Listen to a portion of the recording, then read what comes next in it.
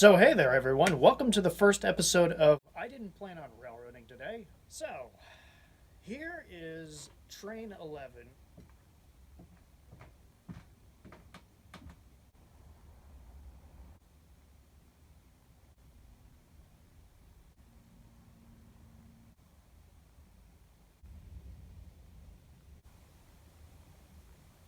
I just had to say that. Well, hello there, folks, and welcome to the second episode of I Didn't Plan on Railroading Today. Before we get into the episode, I of course want to thank all of you for going out and making that first I Didn't Plan on Railroading video so popular. I was incredibly pleased to see that over 2,000 people had watched that. I didn't expect that. I did not expect that at all, but it happened, so thanks, y'all. Okay, now let's discuss this incident. So, for me, this story didn't start in the state of New Mexico. It didn't even start in the state of Arizona. This story started in Indio, California. If you'll recall, I shot footage of that westbound manifest train stopping in Indio, and that stoppage in Indio really should have tipped me off because Indio is not usually a place where crew changes happen. I may be wrong on that. I may be completely and totally wrong on that. I mean, if I am, go ahead and tell me. But normally, I didn't expect crew changes to happen that close to West Colton. Now, keep in mind, I was not expecting to be doing anything at all related to railfanning at that point. I thought, okay, I was just there in Indio, and I was able to shoot footage of that one westbound. That's all. I didn't expect anything else to happen. Yeah, of course, I was totally wrong on that front. After driving eastbound on I-10 for a few hours, we rejoined the main line in Casa Grande, Arizona. Now, normally, I would expect to be seeing eastbounds and westbounds just right there on the double-track main line. It's a double-track main line, so I would be expecting for trains to just be whizzing by each other as you're whizzing by on I-10. Alas, this was not happening. There were multiple eastbounds that were just parked in sidings, if not parked on the main line. I was used to seeing eastbounds parked on the main line. Eastbound trains get parked on that main line pretty frequently, but I didn't really make anything of it at that point. Driving through the Tucson metro area, I continued to see stacked up freight trains, and then when I got to Stockholm, I saw train number 2. The eastbound Sunset Limited at 2 in the afternoon, and it's parked in the siding too.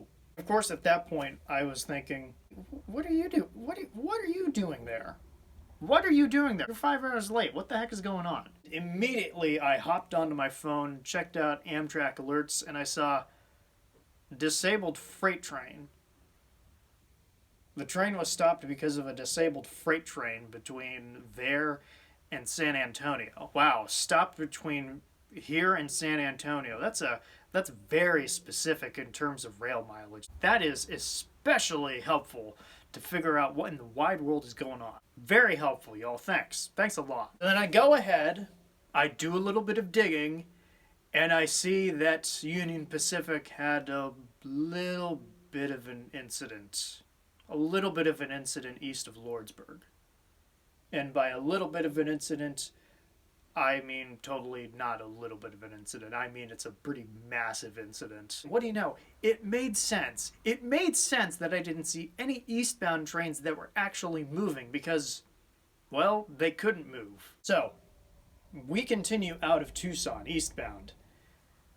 And then we start seeing nothing.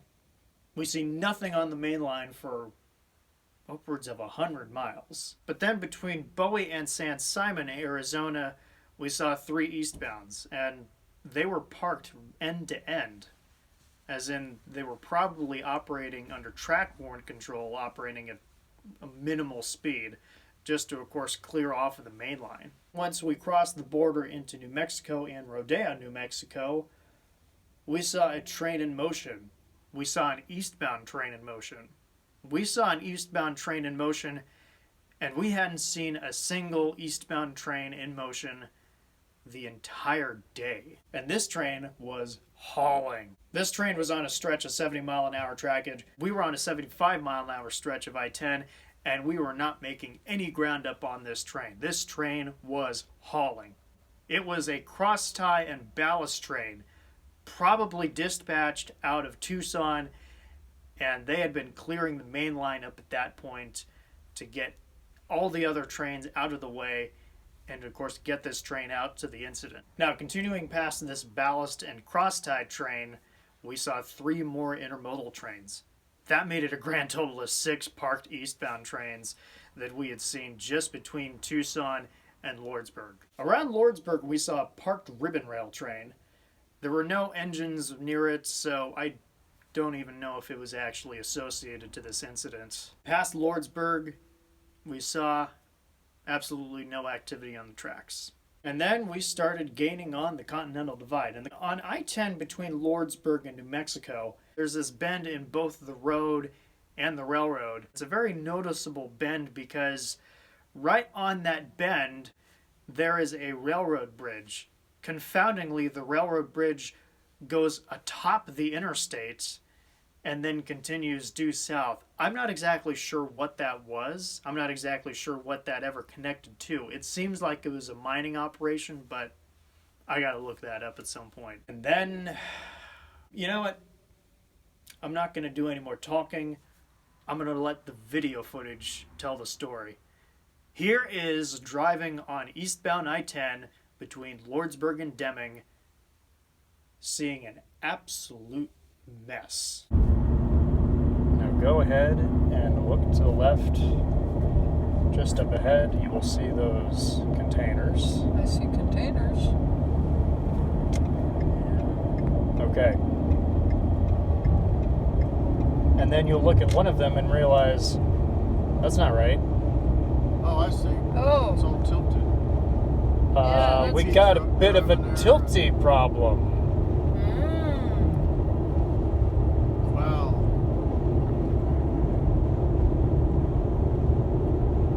And oh my goodness, that completely messed up the tracks.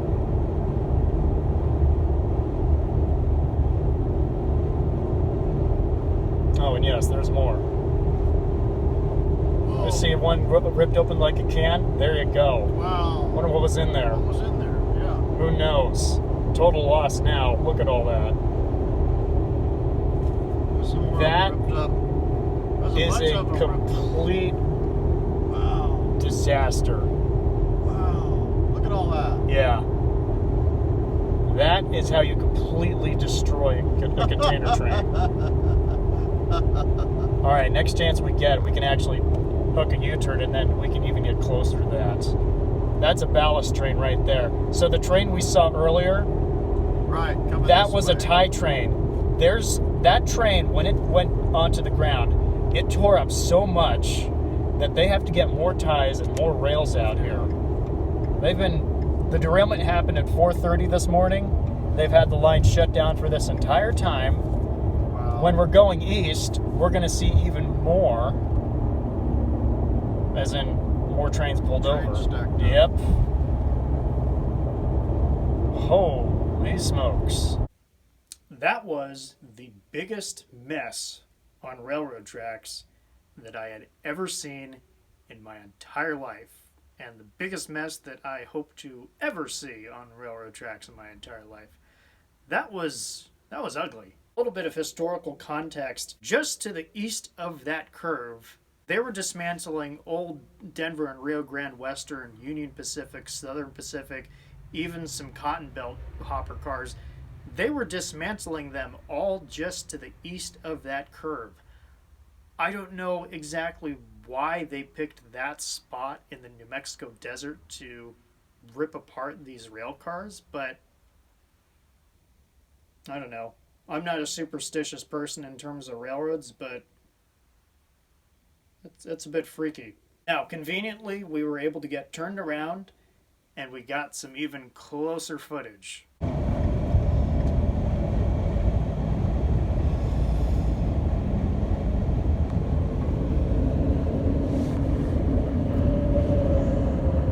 had to cut some fences to get in there. Destroyed flat cars. There's a news crew. I think those were paper towels. Maybe toilet paper. Wow.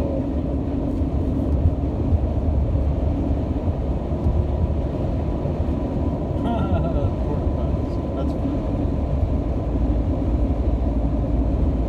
Well, they probably now got enough toilet paper out of those containers.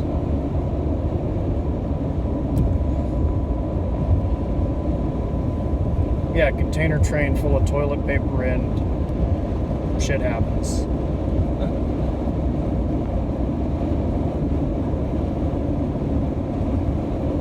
And that's a real railing operation right there. Look at all that coordination.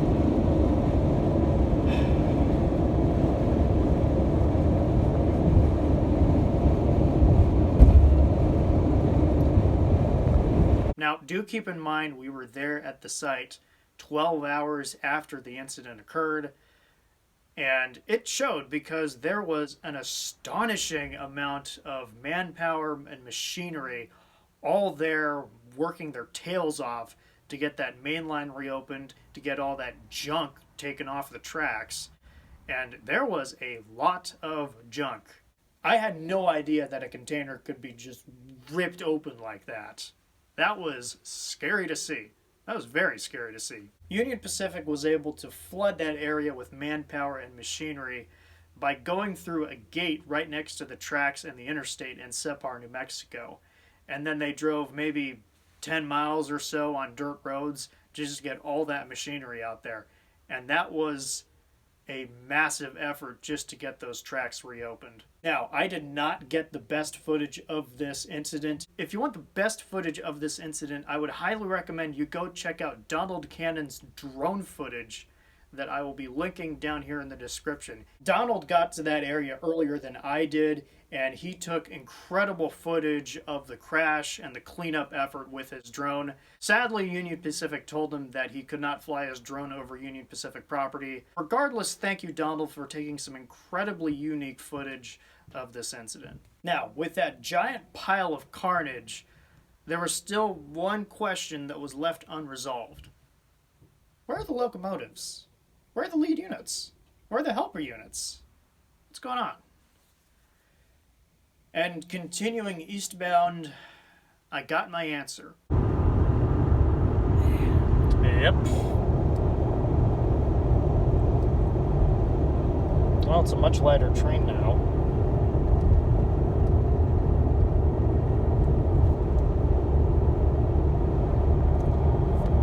Yes, the lead units were about a half mile or a mile ahead of the crash site. And I imagine for the crew of that train, it must have been very interesting to have the emergency brakes immediately go on.